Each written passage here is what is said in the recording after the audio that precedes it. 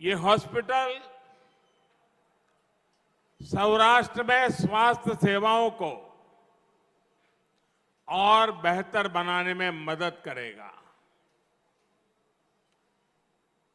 जब सरकार के प्रयास में जनता का प्रयास जुड़ जाता है तो सेवा करने की हमारी शक्ति भी अनेक गुना बढ़ जाती है। राजकोट में बना यह आधुनिक अस्पताल एक इसका बहुत बड़ा उत्तम उदाहरण है। भाइयों और बहनों, केंद्र में भाजपा के नेतृत्व वाली एनडीए सरकार राष्ट्र सेवा के 8 साल पूरे कर रही है।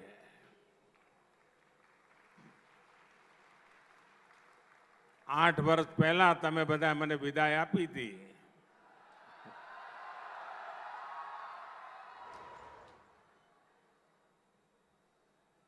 પરંતુ તમારો પ્રેમ વધતો જ જાય છે।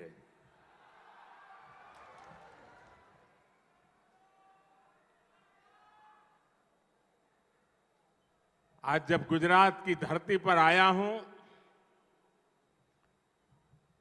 तो मैं सर झुका करके गुजरात के सभी नागरिकों का आदर करना चाहता हूं। आपने मुझे जो संस्कार दिए, आपने मुझे जो शिक्षा दी, आपने जो मुझे समाज के लिए कैसे जीना चाहिए, ये जो बातें सिखाई, उसी की बदौलत गत 8 वर्ष मातृभूमि की सेवा में मैंने कोई कोर कसर नहीं छोड़ी।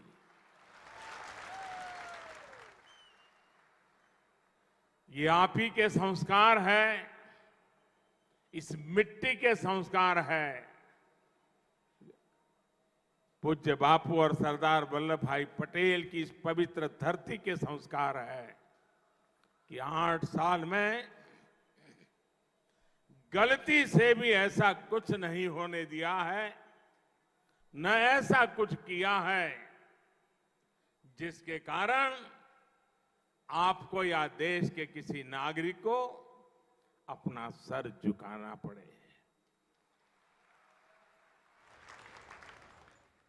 इन वर्षों में हमने गरीब की सेवा, सुशासन और गरीब कल्याण को सर्वोच्च प्राथमिकता दी है। सबका साथ, सबका विकास, सबका विश्वास और सबका प्रयास, इस मंत्र पर चलते हुए हमने देश के विकास को नई गति दी है। इन 8 सालों में हमने पूज्य बापू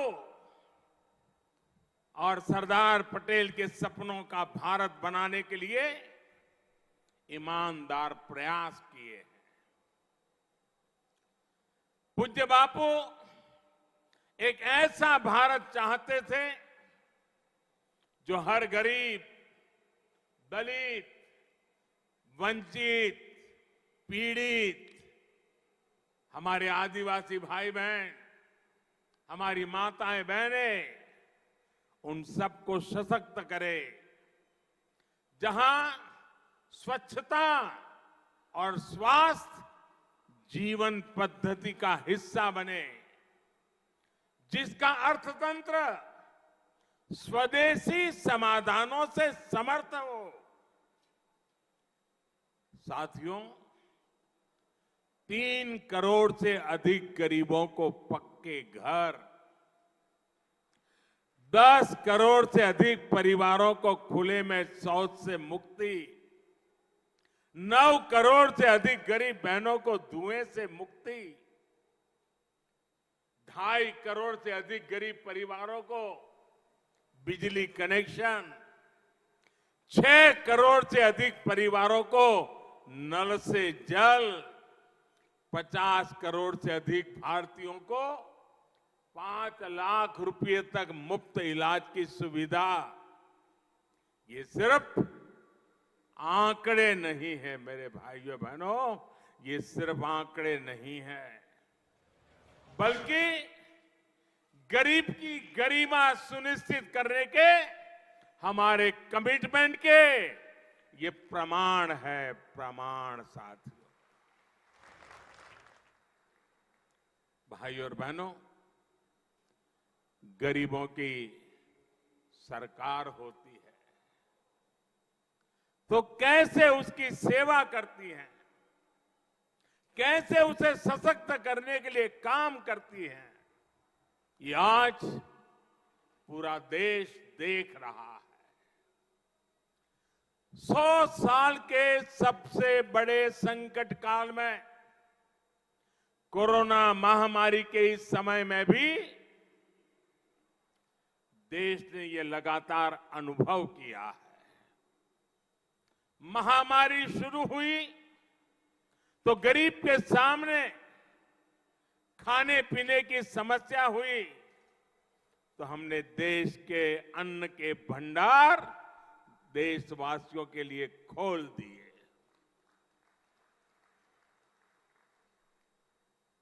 हमारी माताओं बहनों को सम्मान से जीने के लिए जनधन बैंक खाते में सीधे पैसे जमा किए, किसानों और मजदूरों के बैंक खाते में पैसे जमा किए, हमने मुफ्त गैस सिलेंडरों की भी व्यवस्था की ताकि गरीब के घर की रसोई चलती रहे, उसका घर का चूल्हा कभी बुझ न पाए। जब इलाज की चुनौती बढ़ी तो हमने टेस्टिंग से लेकर ट्रीटमेंट की सुविधाओं को गरीब के लिए सुलभ कर दिया। जब वैक्सीन आई तो हमने ये सुनिश्चित किया कि हर भारतीय को वैक्सीन लगे, मुफ्त लगे। તમારા બધાના વેક્સિન लाग्या છે ને? ટીકાકરણ થઈ ગયું છે ને? કોઈને કાણી પાઈ આપવી પડી છે? 1 રૂપિયો ખર્ચવો પડ્યો છે?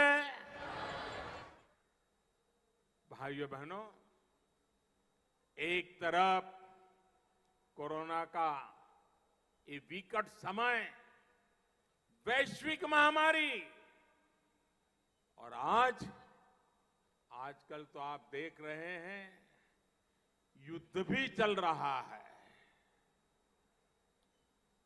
टीवी पर आधा समय